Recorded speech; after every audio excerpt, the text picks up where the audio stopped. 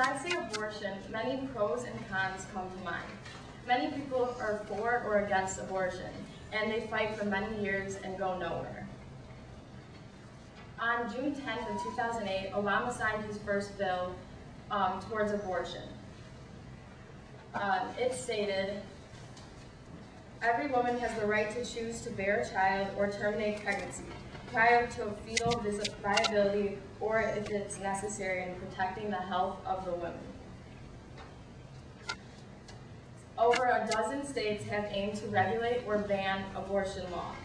More than 5 states have passed the regulation law towards abortion. Currently, the regulation law that's being passed is either requiring an ultrasound or ultrasound information before having an abortion. In Fox News, Abby Johnson worked at Planned Parenthood for over 8 years. She quit after seeing an ultrasound. For someone who is extremely pro-choice to switch to pro-life after 8 years shows the power of an ultrasound.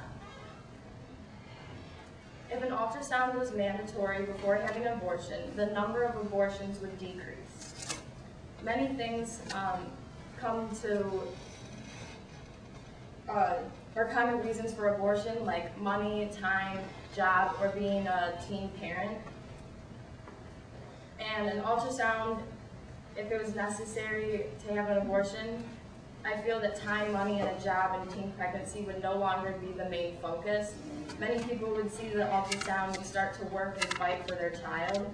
And Illinois should make a regulation law requiring that an ultrasound or ultrasound information is required before having an abortion. Regulation law will challenge them to work for their baby and consider not having an abortion. Most who witness the ultrasound will change their minds about abortion, much like Abby Johnson. And just please help me pass an Illinois regulation law on abortion to make it mandatory for an ultrasound or ultrasound information to be required before getting an abortion. Any questions? Yeah. If you regulate and require someone to get an ultrasound, are you also going to regulate and require that they look at the ultrasound?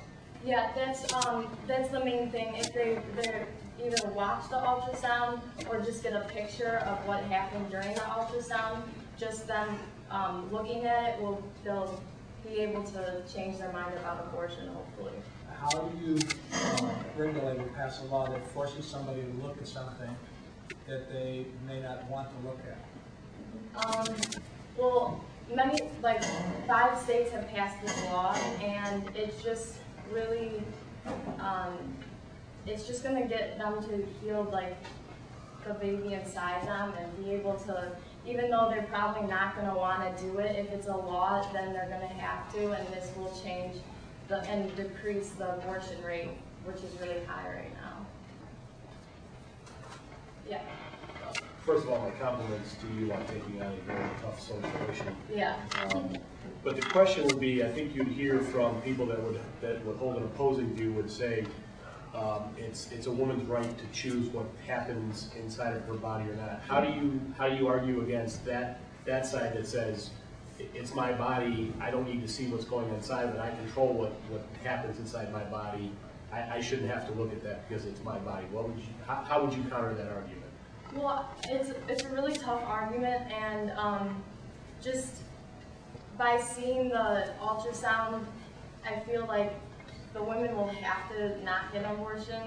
And even though they're going to be arguing like it's my body, I don't want to see what's inside of it, if it's a law, then they're going to have to go through with it, and it's going to be tough, and like it's going to challenge them like to like the furthest, because they're not going to want to do that at all. But I really feel that if we had the law passed, even the people that don't want to look at the abortion or the ultrasound will just be able to get information from the ultrasound. So if they're really concerned, they don't want to see what's inside them, they don't care, they can get information like from the ultrasound.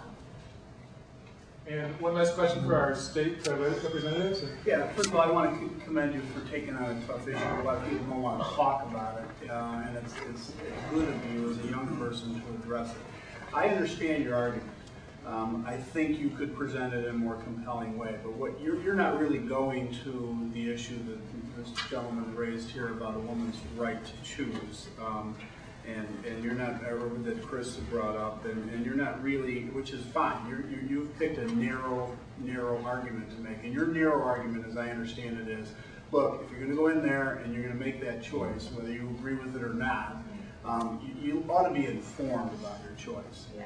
And so, you know, to the gentleman who questioned, you know, how are you going to make somebody, you know, you can illustrate how compelling that ultrasound process is. We have something called informed consent.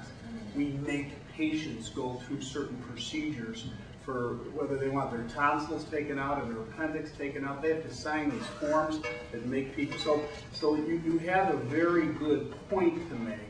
I think you could be more persuasive. And I think you're going at a very narrow point, which is good. It's hard to argue. Yeah. I mean, holy cow, all we're asking you to do is to look at what's alive inside of you before you extinguish its life. And I think if you put it in the context of informed consent, which is a process that every medical professional, every doctor, every hospital engages in every day for procedures, I think it would be very hard for anybody to say what you're proposing is not reasonable. So that's my suggestion. Thank you. And are you gentlemen aware in the state assembly right now, are there bills addressing the current Illinois abortion law like this? Well, there always is.